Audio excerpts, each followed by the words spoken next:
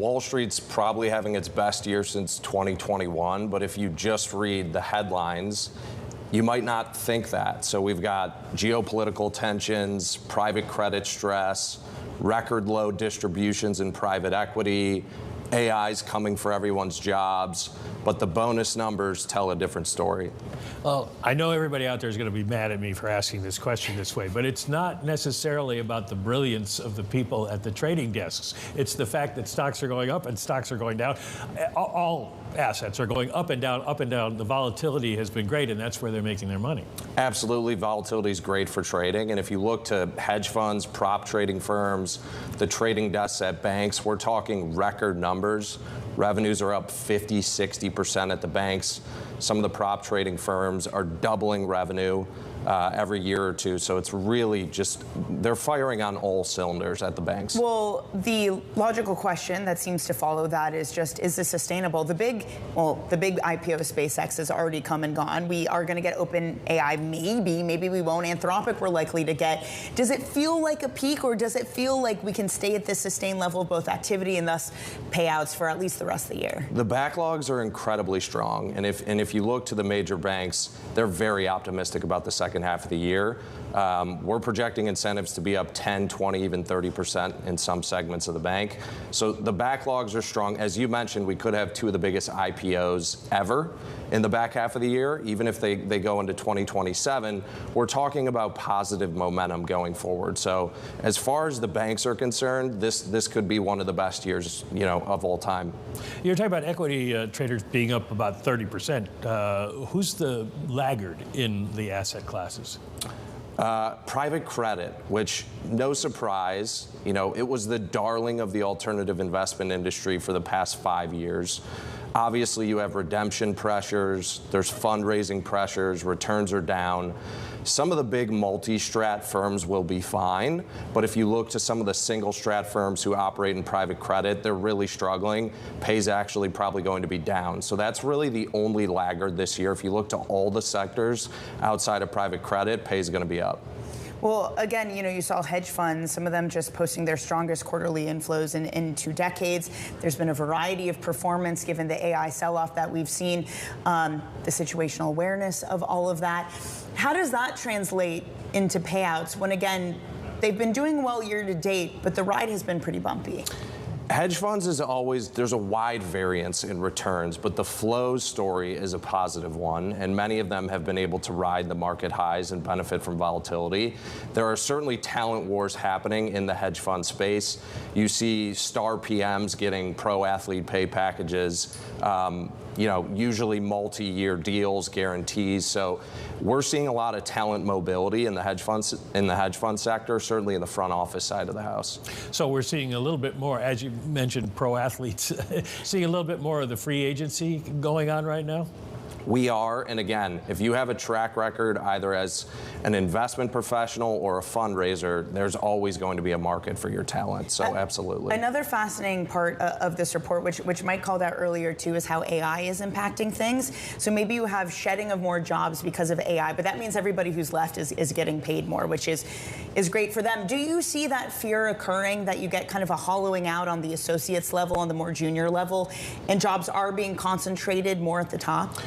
Absolutely, and I think our clients are thinking through career progression. As you have smaller analyst classes going forward, you have to think about what's our training model going to be. If the ratio between junior and senior staff is changing, and you're expecting junior staff to come in with AI fluency, how are we really training them to become the next generation of leaders at our firm? That paradigm is shifting in real time. So our clients are really focused on career progression. Do we have the right headcount? And how do we train our junior staff to be the next leaders of the firm? We were talking earlier, what about back office people at all these financials, especially now the people who are bringing in and installing the AI? Great question, and Danny kind of hit the nail on the head, which is those who are left will be better paid. And the idea is, of course, many banks in particular have been able to drive efficiencies with AI, reduce headcount in some back office functions, but those who remain, it's a bigger pie for fewer heads, and the idea is they'll make more going forward as well. So really rising tides are lifting all boats in the investment banking sector. We have seen throughout history, though, this phenomenon where a new technology comes and sometimes companies overdo it. They basically let go of too many people. They think they can replace too many. I wonder what you're seeing in sort of the evenness and the pace at which banks are adopting this, because I know AI is developing really rapidly.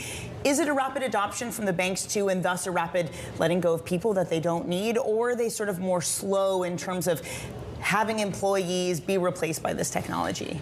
Every bank's got its own story and relationship to it. I think if you look to, this is interesting. A decade ago, Wells Fargo had a higher market cap than JP Morgan.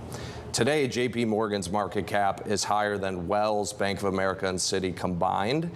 Over that 10-year period, JP Morgan increased headcount by 30%. So there's not a one-to-one relationship between trimming heads and growth. You can still invest in the right areas, geographies, business segments. Headcount growth, we might see it going forward. Every bank's got its own story, but I think that's a perfect illustration of investing in talent and still finding top-line growth. Well, you make a good point when you say JP Morgan. My thought immediately goes to Jamie Dimon over that decade. What's happening in the C-suite? Are we going to see even bigger and bigger and bigger payouts to the people at the very top? We absolutely are. Generally, we say that the generals shouldn't eat before the troops, but the troops are going to be up this year, and the generals will be up even more. And I think as you look to the C-suite of the investment banks, certainly last year, $40 million a year was kind of the floor.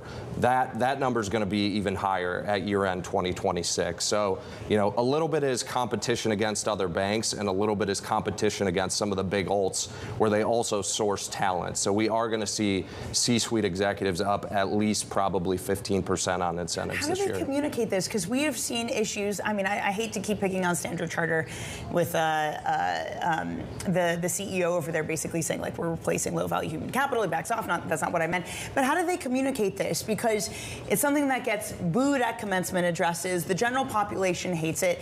How do you convince someone to come work for a bank when they are saying, we don't actually need junior workers right now, and we are more reliant on AI in a way that many people, they might find distasteful?